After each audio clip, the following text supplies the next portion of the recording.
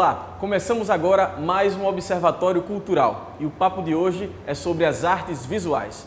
Eu converso agora com o artista Guto Holanda, que é natural de São Paulo, mas que reside aqui em João Pessoa. Guto, eu queria que você falasse exatamente sobre a tua origem. Você é de São Paulo, hoje está aqui radicado na Paraíba. Como foi essa tua chegada aqui? Isso, Bem, eu vim de São Paulo no começo de 2011, por questão de mudar mesmo de ares, né? Resolvi mudar de ares, surgiu a oportunidade de vir morar aqui em João Pessoa e vim pra cá com a cara e coragem, né? Com esposa e filho. E tá dando certo, a gente gostou muito daqui, né? Minha esposa já é daqui ela é paraibana, a gente se conheceu em São Paulo. E a vinda para cá, acredito que trouxe assim, né, um leque de oportunidades em relação à arte. Né? Eu já pintava em São Paulo, uma pintura mais acadêmica, eu trabalhava bastante com retratos. E vindo para cá eu consegui colocar em prática aquilo que eu tinha em mente, né, que eu vinha pesquisando, que estava preso, né, num certo sentido. Aqui na Paraíba eu senti um pouquinho assim, uma arte mais enraizada. Daniel, uma arte mais própria, assim, mais brasileira e mais cores. Não que em São Paulo não tenha isso, mas aqui eu vi o pessoal mais chegado, mais junto, participativo, assim, em conjunto, né, em relação à arte. E isso me influenciou bastante. Eu pinto desde criança, né, desenho desde criança em São Paulo, desenhava, né, em São Paulo. E como, assim, a questão de ser autodidata, artista autodidata, a gente acaba se fechando um pouco em técnicas, né, aprender técnicas de pintura e tal. E com o tempo, eu acredito que fui amadurecendo, né, a arte foi amadurecendo dentro de mim. E eu fui trazendo uma estética própria, lógico que com influências, né, a gente tem influência sempre. E em São Paulo eu tive muita influência da arte urbana, né, do grafite. Muitos grafiteiros que me influenciam até hoje, posso até citar nomes. Um grafiteiro que é muito interessante é o Nunca, né, que está expondo bastante agora ele está participando em galerias, né, não só nas ruas. E é um artista que ele acaba influenciando no meu trabalho diretamente na estética e nas cores, né. E bem, a vinda para cá foi muito interessante para isso. Acho que a questão de mudar de ares, né, você mudar de estado é muito difícil.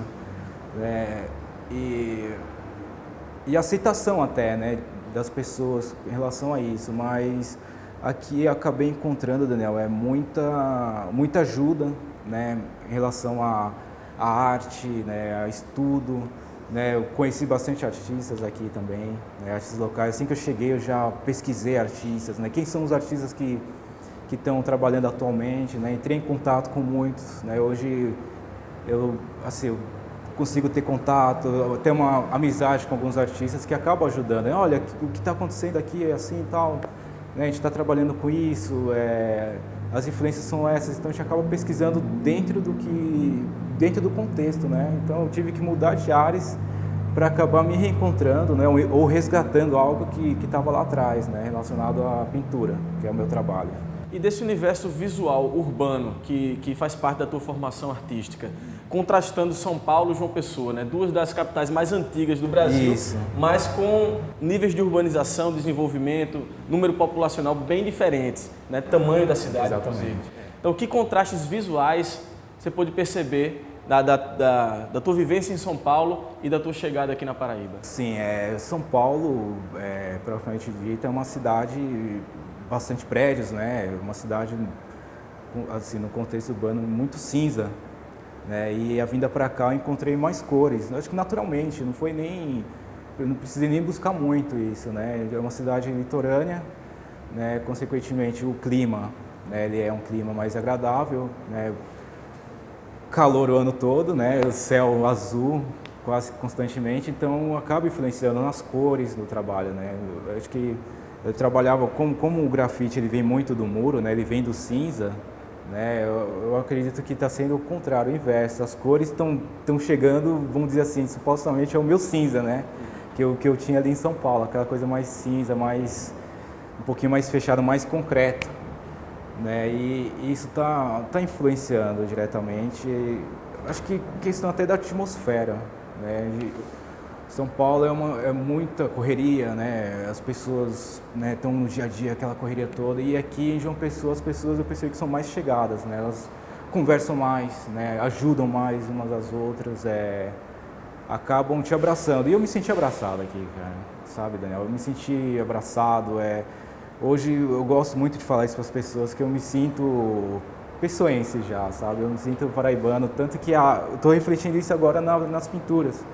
Está sendo uma pintura daqui, né, da terra, apesar de trazer elementos, né, que sempre tem elementos, sempre tem influências no trabalho, mas eu acredito que seja um trabalho daqui, né, um trabalho paraibano. Então, consequentemente, eu estou me sentindo também um pouquinho paraibano.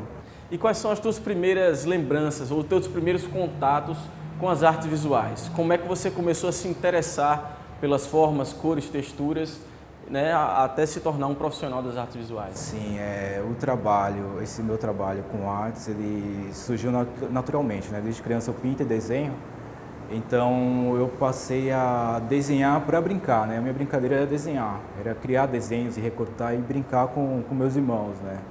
Dentro de casa e tal. Então eu gosto muito de dizer que o processo artístico ele surgiu naturalmente.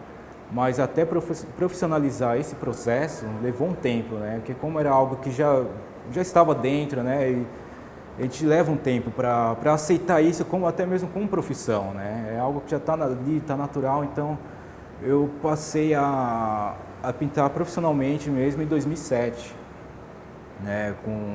Pintando retratos, né? Uma arte assim mais acadêmica, eram retratos, paisagens, para ter até uma certa facilidade, né? Por ter desenhado há tanto tempo, eu tive uma facilidade de reproduzir, né, rostos, né, paisagens.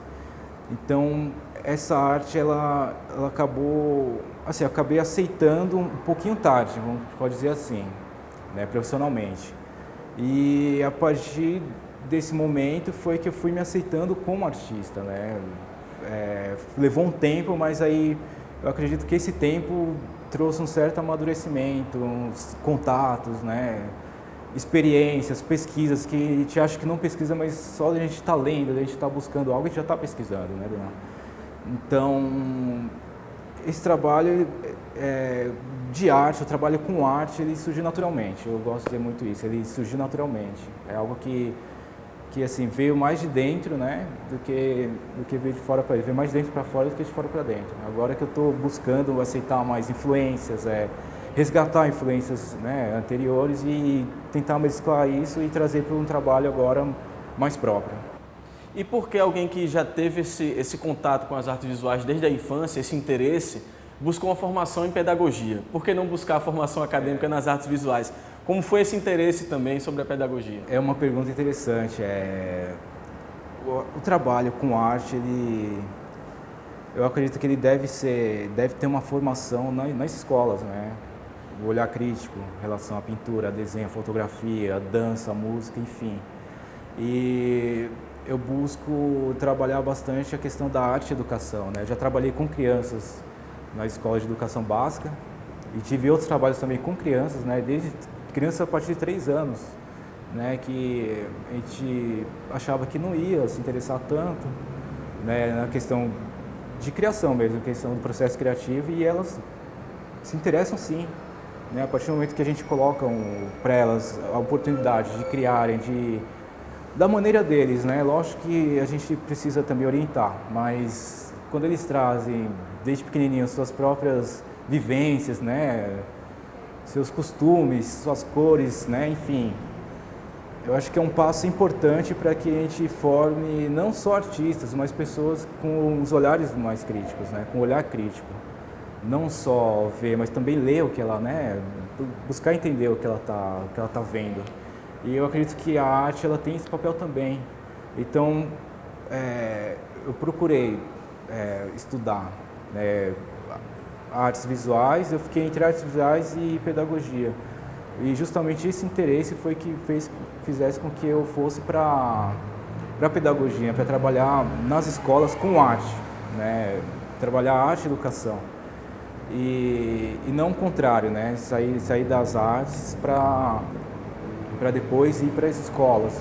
Eu acredito que a formação autodidata, né, se a gente pode dizer assim, por eu ser autodidata, já ter algumas experiências, né, pessoais, eu acredito que reforçou isso, né, reforçou um pouquinho, eu ir para a pedagogia antes do que ir para a arte, né, na questão acadêmica. Então, eu acredito que eu fui para o caminho da pedagogia justamente para instigar um pouquinho, né, esse trabalho nas escolas. Poxa, como é que está sendo feito o trabalho nas escolas, né? Será que as crianças, os adolescentes, eles estão produzindo só para passar o tempo, para relaxar, para ocupar uma sala de aula, né, para acalmar, ou então eles estão criando algo que são deles, né? Eles estão criando algo para o mundo, né? Vivência, se eles estão colocando em prática aquilo que eles têm dentro. Né? Esse é o que eu questiono em relação à educação. Então, acredito que tenha sido por isso que eu fui um pouquinho para a pedagogia, né? Para depois ir abrindo mais leques, né? Para arte, educação, outras coisas e tal. Nesse primeiro bloco, a gente conheceu um pouco mais sobre a história, sobre as origens do Guto Holanda, e no próximo bloco a gente ingressa um pouco mais no universo criativo dele. Vamos falar sobre as obras e exposições do Guto. Até daqui a pouquinho.